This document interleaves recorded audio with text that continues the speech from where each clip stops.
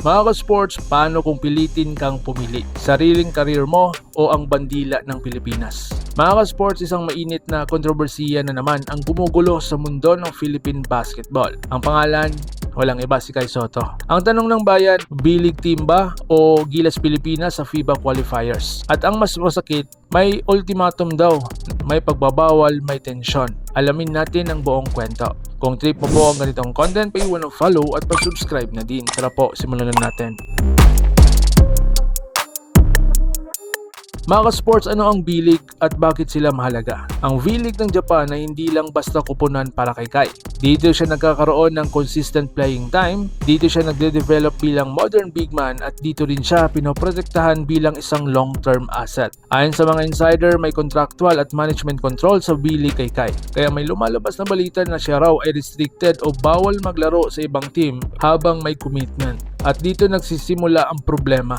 Nang pumutok ang balitang posibleng tawagin si Kai para sa FIBA World Cup qualifiers, lalo na sa mga laban kontra New Zealand Tall Blacks at Australian Boomers, dito raw nagbigay ng ultimatum ang B-League. Kung maglalaro ka sa Gilas, may kapalit yan. Hindi man opisyal na kinumpirma pero malinaw ang mensahe na pinipili ang player. So ngayon, bakit mahalaga ang Gilas para kay Kai? Ang Gilas Pilipinas ay hindi lang simpleng national team. Ito ay global stage na laro. Kapag naglaro ka sa FIBA, mas mataas na antas ng kompetisyon, mas maraming international scouts, mas legit na resume para sa NBA Dream. Para kay Kai, bawat FIBA game ay audition. Hindi lang laban kundi career-defining moment. So ang dilema ni Kai Sotto, ito ang mabigat na katotohanan. Kapag pinili niya ang Gilas, una, check siya sa international exposure. At ang bad side naman, posibleng mawawala ang kanyang role sa V-League, may mga risk sa stability ng kanyang career. Kapag pinili naman niya ang V-League, unang-una dyan,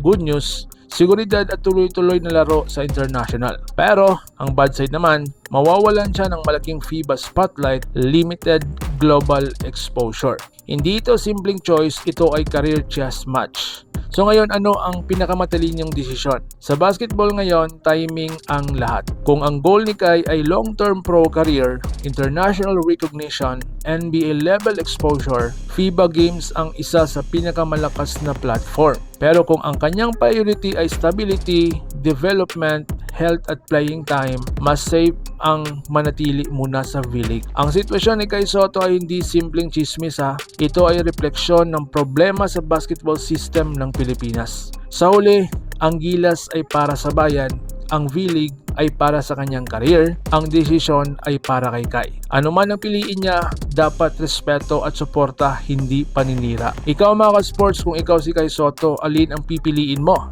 Ang V-League ng Japan o ang Gilas career mo? Comment your thoughts below at babasahin ko yan. Like, share at subscribe para sa mas mainit na basketball updates. Laban Pilipinas puso, so paano? Ingat po kayo. Mga ka-sports, kung hilig ninyong bumili ng mga Gilas jersey, Gilas accessories at mga gamit na pang basketball habang nanunood po kayo sa aking mga videos, kindly check this basket on this lower part ng ating video at magpa-pop up yung ating mga items sa gilid. Mga legit po yung mga items dyan and see to it po na makabili po kayo ahead of time kasi meron po yung mga discounts and mga promos depende po sa seller. And also, kunting suporta din as a content creator po. Salamat!